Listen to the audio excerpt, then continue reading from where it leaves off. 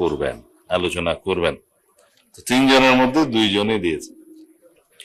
প্রথম জন মাননীয় সংসদ সদস্য জনাব মোহাম্মদ আব্দুল খালেক সাতক্ষীরা 2, তিনি প্রস্তাব দিয়েছেন গ্রাম পুলিশ দিয়ে মাদক সহ দুর্নীতি বন্ধ করা যায় কিনা এটা দেখা। মাননীয় স্পিকার, মাদক দ্রব্য অপব্যবহার সংক্রান্ত যে আইনটা সংশোধনী গত কয়েকদিন আগে পার্লামেন্টে উত্থাপন করেছে, তার উপরে স্থায়ী কমিটিতে আলাপ আলোচনা হয়েছে। আজকে সেটার উপরে কমিটির রিপোর্ট হয়তো উপস্থাপন হতে পারে, যতটুকু আমরা আলোচনা করেছি।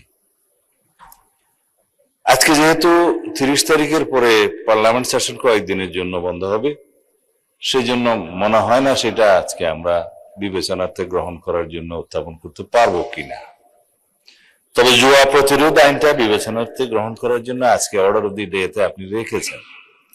আশা করি সেটা আজকে আমরা বিরোধী দলের সহযোগিতায় পাশ করতেও পারবো হয়তোবা।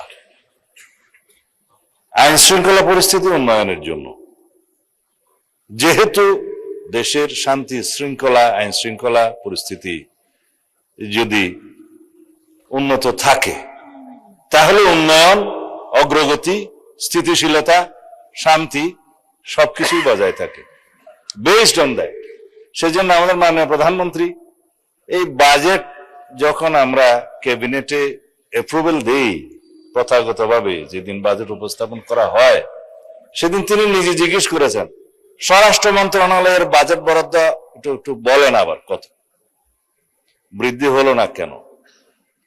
আমি বলেছি 5-7 কোটি টাকা গত বছরের চেয়ে বৃদ্ধি হয়েছে, তবে যতগুলো প্রকল্প এবং যতগুলো আইন আমরা উত্থাপন করছি তার প্রেক্ষিতে অর্থবিল হিসেবে মাদকদ্রব্য নিয়ন্ত্রণ আইনটা অর্থবিল, এগুলোর জন্য যথেষ্ট ব্যয় নির্বাহ করতে হবে আমাদের। সেটা এই প্রকল্পগুলো এবং আইনগুলো পাশ হওয়ার পরে আমরা সেই খাতে বরাদ্দ চাইব। মাননীয় অর্থমন্ত্রী হয়তো দয়া করে যেগুলো থোক বরাদ্দ রেখেছেন ওখান থেকে প্রকল্প ওয়াইজ বরাদ্দ দিবেন। আইন শৃঙ্খলা পরিস্থিতির উন্নয়ন করার জন্য গ্রাম পুলিশ থেকে শুরু করে আইজিপি পর্যন্ত সবাই কাজ করে, পলিটিশিয়ানরা তার উপর মন্ত্রণালয়। কিন্তু জনগণের প্রত্যক্ষ সহযোগিতা ছাড়া কোন দেশে আইন শৃঙ্খলা পরিস্থিতি উন্নয়ন হয় না। সেই জন্য সামাজিক মোটিভেশন দরকার, রাজনৈতিক দলগুলো সেরকম সচেতনতা বৃদ্ধির জন্য কাজ করা দরকার। আমরা সংসদে যেভাবে সবাই আলোচনার মাধ্যমে কোঅপারেশনটা পাচ্ছি, আশা করি আপনারা সবাই সংসদের বাইরেও আইন শৃঙ্খলা পরিস্থিতি উন্নয়নের জন্য সেই কোঅপারেশনটা বজায় রাখবেন। সুতরাং জনাব আব্দুল খালেকের বক্তব্যের প্রেক্ষিতে আমি তাকে ধন্যবাদ দিতে চাই যে তিনি সেই গুরুত্বটা অনুধাবন করেছেন। গ্রাম পুলিশ থেকে শুরু করে সর্বস্তরের মানুষ এবং শৃঙ্খলা বাহিনী সবাই মাদক সহ দুর্নীতি এবং জুয়া ইত্যাদি সামাজিক অপরাধগুলো দমনে কার্যকর ব্যবস্থা গ্রহণ করবেন, সহযোগিতা করবেন। মাননীয় সদস্য জনাব রুমিন ফারহানা, এখানে জনাব বলে ফেললাম, জেনারেল ক্লজেস অ্যাক্ট অনুসারে আর কি, সি ইনক্লুডস কি লয়ারদের ভাষায় আর কি। আমি মাননীয় সদস্য সিনিয়র অ্যাডভোকেট জনাব জায়নাল আবেদিনের সাথে একটু ডিফার করতে চাই। পার্লামেন্টের এই হাউসে বাইরের কোনো বিধিবিধান চলে না, এটা রুলস অফ প্রসিডিউর অনুসারে চলে। এটা সংবিধানে হাউসকে সেই ক্ষমতা দেয়া হয়েছে রুলস অফ প্রসিডিউর প্রণয়নের জন্য। এখানে নিষেধাজ্ঞা দেয়া নাই যে কোন পোশাক পরিহিত অবস্থায় এখানে ঢুকা যাবে না বা ঢুকা যাবে। তো সুতরাং তার এভরি লিবার্টি আছে সেই ড্রেসটা বা ইয়েটা পরার জন্য। হ্যাঁ, সুপ্রিম কোর্ট জুডিশিয়ারিতে তার নিজের মতো করে রুলস প্রণয়নের অধিকার আছে, সেটা ওখানে থাকবে। But the separation of power theory অনুসারে লেজিসলেচার এবং জুডিশিয়ারি একটা আরেকটাকে ওভারল্যাপিং বা কোনো ডিকটেট করতে পারে না।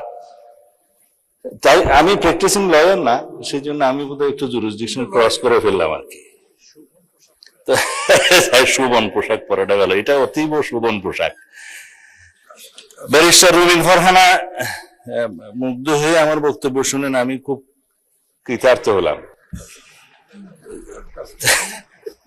আমি আরো কৃতার্থ হতাম, একটু পরে বলতেছি, গত পরশু দেশের আইন শৃঙ্খলা পরিস্থিতি যেভাবে উন্নত হয়েছে সেটা ডাটা সহ, ক্রাইম রিপোর্ট সহ, খাতওয়ারি বর্ণনা এখানে দিয়েছিলাম। সম্ভবত আমার ওই মুগ্ধকর বক্তব্যটা আপনি সেদিন হয়তো শুনতে পারেন, হতে পারে। তার মধ্যে ঐতিহাসিকভাবে বিগত 10-15 বছর, স্পেশালি 2025 এর রেফারেন্স সহ আমি ডাটাগুলো উল্লেখ করেছিলাম। ইন শর্ট, দ্যাট খুনের চিত্র এই, ধর্ষণের চিত্র এই, নারী ও শিশু নির্যাতনের চিত্র এই, ডাকাতির এই সংখ্যা হিসেবে দিয়েছিলাম মাসওয়ারি। তাতে করে ঐতিহাসিকভাবে এই বর্তমান সরকারের দায়িত্বে আসার পর থেকে এই পর্যন্ত সমস্ত ডাটায় আমরা ঐতিহাসিকভাবে এগিয়ে আছি, মানে উন্নত আছে। সেই ডাটাটা আমি বলেছিলাম, আমি যেটা অন রেকর্ড এখানে বলেছি, সেই ডাটাটা ডিপার্টমেন্ট থেকে একটা ক্ষেত্রে বলেছি আমরা একটু পিছিয়ে আছি। সেটা হলো এই যে দর্শনের কেস রেকর্ডের ক্ষেত্রে আমরা একটু বেশি দর্শনের চিত্রটা পেয়েছি। তার একটা কারণ আছে, আগে ধর্ষিতারা রেকর্ড করতে যেত না থানায়, বা পারত না, সামাজিক বা রাজনৈতিক বিভিন্ন হস্তক্ষেপের কারণে। এখন থানায় গেলেই অথবা অনলাইনে তারা জিডি সহ অন্যান্য কিছু দায়ের করতে পারে, এফআইআর দাখিল করতে পারে। এখানে কোনো ইন্টারফিয়ারেন্স নাই, যার কারণে নাম্বারটা একটু ইনক্রিজ হয়েছে। তবে সুখের কথা হলো, ধর্ষণ যেখানেই হোক, শিশু হোক, নারী হোক, যে অবস্থাতে হোক, আমরা তাৎক্ষণিকভাবে সেটা পুলিশ ডিপার্টমেন্ট অ্যারেস্ট সহ চার্জশিট প্রদানের জন্য এবং মামলায় সহযোগিতা করার জন্য সাক্ষী উপস্থাপন সহ ট্রায়ালের সমস্ত ক্ষেত্রে একটা বৈপ্লবিক পরিবর্তন দেখতে পেয়েছি। যার জন্য রামিসা হত্যার বিচার হয়েছে 15 থেকে 17 দিনের মধ্যে। মাননীয় বিরোধী দলীয় নেতা দাবি করেছিলেন 15 দিনের মধ্যে বিচার করতে হবে, 17 দিনে বিচার হয়েছে। এটা বাংলাদেশের রেকর্ড। আমরা তনু হত্যার আসামিকে দীর্ঘ 15-17 বছরে যে রেকর্ড নাই, সেই রেকর্ড ভঙ্গ করে আমরা তনু হত্যার আসামি ডিএনএ রিপোর্টের উপর ভিত্তিতে আমরা অ্যারেস্ট করতে সক্ষম হয়েছে মাননীয় স্পিকার। বাকিগুলো আইন শৃঙ্খলা পরিস্থিতির উন্নয়নের ক্ষেত্রে বলতে চাই, চট্টগ্রামের বাকুলিয়া একটা শিশু ধর্ষণের প্রচেষ্টা হয়েছিল, সেটা তাৎক্ষণিকভাবে অ্যারেস্ট হয়েছে এবং সেটাও মামলা চার্জশিট দাখিল করা হয়েছে সম্ভব। এইভাবে সমস্ত জায়গায় আমি আরেকটা বিষয় উল্লেখ করবো না, যেহেতু আমাদের অ্যাটমসফিয়ারটা খুব ভালো আছে। দলমত নির্বিশেষে দলীয় পরিচয়ের ভিত্তিতে এখানে কোনো পুলিশ কোনো অ্যারেস্ট গ্রেপ্তার করা হয় না, করছে না। অপরাধীকে অপরাধী হিসেবে ট্রিট করছে। সেটা বিরোধী দলীয় পক্ষ থেকে আমরা পেয়েছি। যদি তাদেরও কোনো নেতা কর্মী বিভিন্ন অপরাধে জড়িত হয়, তারা সাথে সাথে ডিসিপ্লিনারি অ্যাকশন নিচ্ছে, সেটা অ্যাপ্রিসিয়েট করি, ধন্যবাদ। আমরাও সেই একইভাবে আইন শৃঙ্খলা পরিস্থিতি উন্নয়নের জন্য কোন রাজনৈতিক পরিচয়কে আমরা কখনো প্রাধান্য দেব না।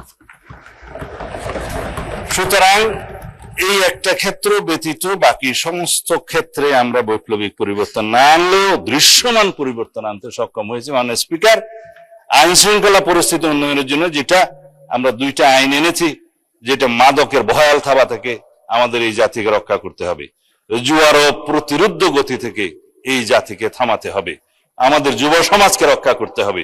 সেই জন্য আমরা মাদক দ্রব্য নিয়ন্ত্রণ অধিদপ্তরকে একটা স্বয়ং সম্পূর্ণ ডিপার্টমেন্ট হিসেবে আমরা পরিচালনা করার সিদ্ধান্ত নিয়েছি। এখানে ডগ স্কোয়াড দেওয়া হবে, তাদের লোকজনকে অস্ত্র সহ প্রশিক্ষণ দেওয়া হবে এবং তাদের জন্য হাজতখানার ব্যবস্থা করা হয়েছে আসামিদেরকে মধ্যবর্তী সময় রাখার জন্য, এবং ল্যাবরেটরির ব্যবস্থা করা হচ্ছে সমস্ত ডিস্ট্রিক্টে, যাতে মাদক দ্রব্য ল্যাবরেটরিতে টেস্ট করে সেটা কোর্টের রিপোর্ট অনুসারে দিতে পারে সেটা মাদক দ্রব্য কিনা। এই সমস্ত বিষয়গুলো আমাদেরকে একটু সময় নিয়ে, ব্যয় নিয়ে, স্ট্রাকচার গুলো দাঁড় করিয়ে তারপরে আমাদেরকে যেতে হবে। তাদেরকে অত্যাধুনিক অস্ত্র দেওয়া হচ্ছে, কারণ মাদক যারা ব্যবসা করে, চোরাচালান করে সীমান্তে বিভিন্ন জায়গায়, তাদের কাছে সশস্ত্র গ্রুপ আছে। আমাদের নিরস্ত্র মাদক দ্রব্যের যে কর্মচারীরা, কর্মকর্তারা, তাদেরকে বিনা হাতে কোনো ডাল তলোয়ার ছাড়া যেতে পারে না। তাদেরকে এইভাবে সশস্ত্র ওয়েল ইকুইপ করা হচ্ছে। আধুনিক টেকনোলজি সম্পন্ন সমস্ত মেশিনারিজ ইকুইপমেন্ট স্থাপন করা হচ্ছে। জুয়ার ক্ষেত্রেও অনলাইন এবং অফলাইন এবং বিভিন্ন ডিজিটাল প্ল্যাটফর্ম, সাইবার স্পেসে যে সমস্ত অপরাধ হচ্ছে, সেগুলো অ্যাড্রেস করার জন্য সেরকম প্রযুক্তি সম্পন্ন লোকবল এবং মেশিনারি সেগুলোর ব্যবস্থা করা হচ্ছে।